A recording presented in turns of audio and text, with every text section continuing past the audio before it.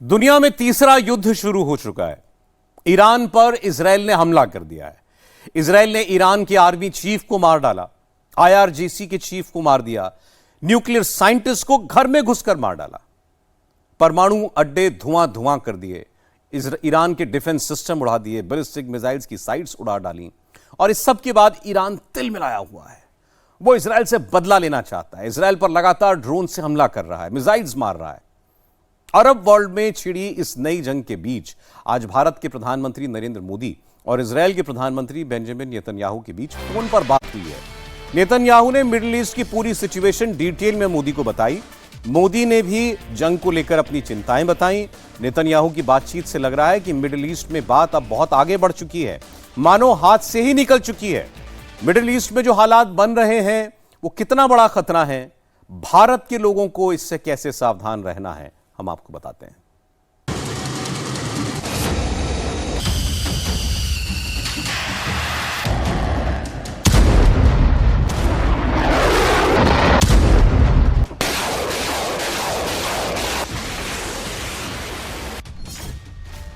Israel के 200 fighter jet गरजे, 300 बम बरसे।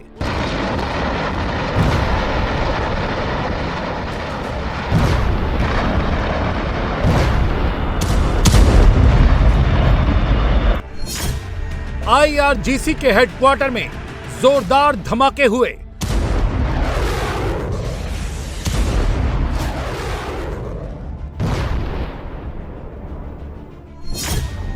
ईरान की न्यूक्लियर साइट्स धुआं धुआं हो गई।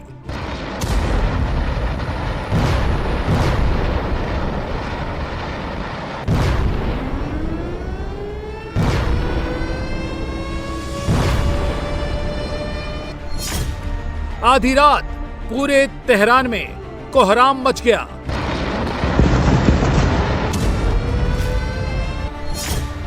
खामनेई का मिसाइल डिपो तबाह हो गया।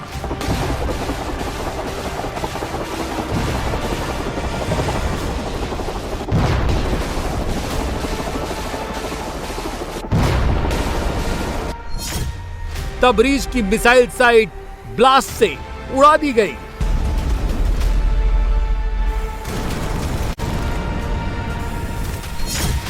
सुबाशी की रडार साइट के परखच्चे उड़ गए।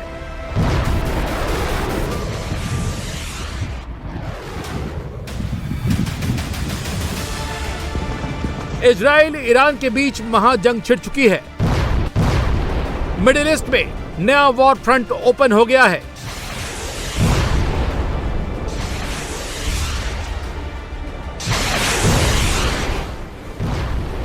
इजराइल ने ईरान का आर्मी चीफ मार डाला है। मिलिट्री लीडरशिप की कमर तोड़ दी है। ईरान के न्यूक्लियर साइंटिस्ट मार गिराए हैं। न्यूक्लियर फैसिलिटीज तबाह कर दी है। तो अब ईरान भी चुप नहीं बैठने वाला है। खामनेई ने खुलकर ऐलान जंग कर दिया है। ईरान की मस्जिद पर लाल झंडा फहराया जा चुका है। आईआरजीसी ने मिसाइल बाहर निकाल ली है। फाइटर जेट अटैक के लिए रेडी हो चुके हैं। जॉर्डन से लेकर इराक तक आसमान में ड्रोन मंडरा रहे हैं। पूरे मिडिल ईस्ट में खतरे का सायरन बज रहा है। ईरान, इराक, सीरिया, लेबनान और जॉर्डन का एयर स्पेस खाली हो चुका है। कोई फ्लाइट नहीं उड़ रही है क्योंकि जंग किसी भी वक्त बड़ी हो सकती है। कभी भी मिडिल ईस्ट में तबाही का फ्रेश एपिसोड शुरू हो सकता है। मिडिल ईस्ट में तबाही की पिक्चर कैसी होगी, इसका ट्रेलर इजराइल लॉन्च कर चुका है। इजराइल की फौज तबरीज, करमानशाह, तेहरान, अराक, नतांज और इस्फहान में तबाही मचा चुकी है। ईरान को अपनी ताकत दिखा चुकी है। इजराइल ने 200 फाइटर जेट से 300 बम गिराए हैं। ईरान का डिफेंस सिस्टम एक भी अटैक को रोक नहीं सका। तेहरान दहल उठा, धुआं धुआं हो गया। तेहरान की रिहायशी इमारतों में आग लग गई। पूरी रात धमाकों की आवाज आती रही। एक ही रात में इजराइल ने ईरान की मिलिट्री लीडरशिप की कमर तोड़ कर रख दी है। ईरान के army chief Mohammad Bagheri, IRGC के chief general Hossein Salami, Khatam al Anbiya headquarters के कमांडर घोलम अली राशिद को भी मार गिराया है। इजराइल ने IRGC चीफ हुसैन सलामी के घर पर अटैक किया। एक ही धमाके में पूरी बिल्डिंग तबाह कर दी।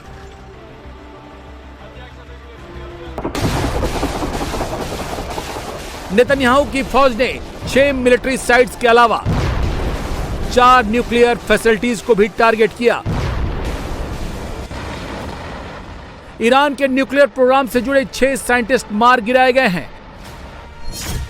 ईरान की न्यूज एजेंसी तस्नीम की रिपोर्ट के मुताबिक इजरायली अटैक में nuclear scientist doctor Fereydoun Abbasi, Mohammad Mehdi, Abdul Hamid Minouchehr, Ahmad दरेजा जोल्फघारी, अमीर हुसैन फकही समेत 6 साइंटिस्ट की मौत हो चुकी है। ईरानी न्यूक्लियर प्रोग्राम के हेड और खामनेई के सलाहकार अली शमखानी के घर को भी टारगेट किया गया। बताया जा रहा है कि अली शमखानी भी घायल हो गए हैं। इजराइल ने रात में 200 फाइटर जेट से हमला किया और 330 से ज्यादा हथियारों से अटैक किया है। ईरान में 100 ठिकानों पर निशाना बनाया गया।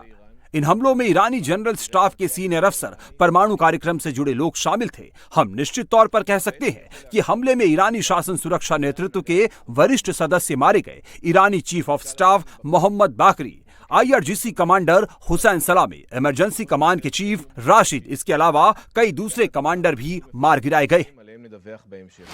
इजराइल ने एक ही रात में ईरान की टॉप मिलिट्री लीडरशिप मिटा दी है। न्यूक्लियर साइंटिस्ट की टॉप टीम को खत्म कर दिया है। ईरान के ज्यादातर न्यूक्लियर साइट्स को भी तबाह कर दिया गया है, जिसके बाद ईरान पूरी तरह से तिलमिला गया है। खामनेई बदले की आग में जल रहे हैं। इजराइल ने ईरान में कैसे तबाही मचाई, कैसे एक ही रात में ईरान की कमर तोड़ दी, ये ईरान के नतांज न्यूक्लियर साइट्स की तस्वीरें हैं जो इजराइल के हमले में धुआं धुआं हो गई।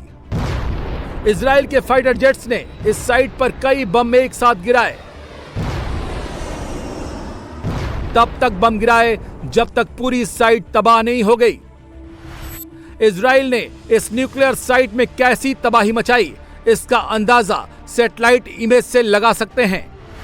एक ही साइट पर 4 जगह बम गिरे हैं, क्योंकि इजराइल का मेन टारगेट ईरान को परमाणु बम बनाने से रोकना है। ולהסיר את איומי ההשמדה מעל מדינת ישראל. עם כניסתי לתפקיד הגדרתי כמטרה עליונה את סיכול הגרעין האיראני. איראן נחושה מאי פעם לממש את חזונה להשמדת ישראל. אנחנו נמצאים בנקודת מפתח שאם נפספס אותה לא תהיה לנו דרך למנוע מאיראן נשק גרעיני שיאיים על קיומנו.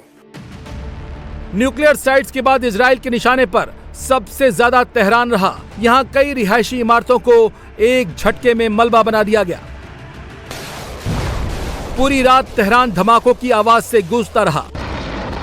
आसमान में धुआं ही धुआं छा गया। कई इमारतों में आग लग गई।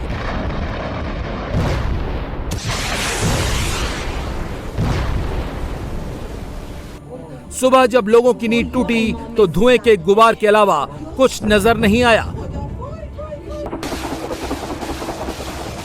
नेतन्याहू की फौज ने ईरान की सेना पर ही अटैक नहीं किया, उसकी मिसाइल पावर भी 1/4 कम कर दी।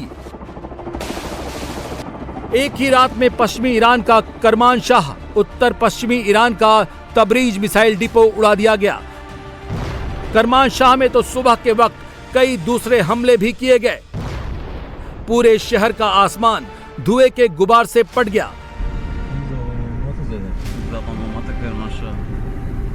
तबरीज मिसाइल साइट से भी सुबह तक धुआं उठता रहा। तेहरान के पश्चिमी जिलों में भी कई बिल्डिंग्स मलबे का ढेर बना दी।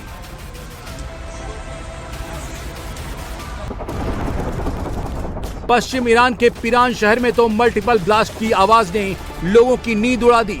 ऐसा लगा जैसे कोई आतिशबाजी हो रही हो। ये सुभाषी रडार साइट की तस्वीरें हैं। पहाड़ी के ऊपर ईरान ने डिफेंस सिस्टम लगाया हुआ था, जिसे इजराइल के फाइटर जेट ने किसी काम का नहीं छोड़ा है। इजराइल के फाइटर जेट ईरान के आसमान में मंडराते पूरी रात तबाही मचाते रहे, लेकिन ईरान कुछ नहीं कर सका। इसके पीछे इजराइल की बड़ी रणनीति छिपी है, मोसाद का बड़ा एक्शन छिपा है। कैसे, जान लीजिए। ये मोसाद एजेंट्स की टीम है जो रात को ही ईरान में एक्टिव हो गई थी। फाइटर जेट्स की एंट्री से पहले ही ड्रोन अटैक शुरू कर दिया था। मोसाद ने इजराइल के अटैक से पहले ही डिफेंस सिस्टम के खिलाफ ऑपरेशन शुरू कर दिया था। जहां जहां भी ईरान का डिफेंस सिस्टम तैनात था, वहां पहले ही ड्रोन से हमले शुरू कर दिए। सूत्रों की माने तो मोसाद ने ईरान में कई दिन पहले ही ड्रोन बेस बना लिया था। सीक्रेट तरीके से वहां हथियार पहुंचा दिए गए थे। इजराइल डिफेंस फोर्स के हमले से पहले ही मोसाद ने ईरान के मिसाइल लॉन्च साइट्स और डिफेंस सिस्टम को तबाह कर दिया। मोसाद ने चुन चुनकर पहले ही ईरान में मौजूद डिफेंस सिस्टम उड़ा दिए, जिससे पूरा एयर स्पेस खाली हो गया। इसके बाद सीधे इजराइल के फाइटर जेट्स की एंट्री हो गई। फाइट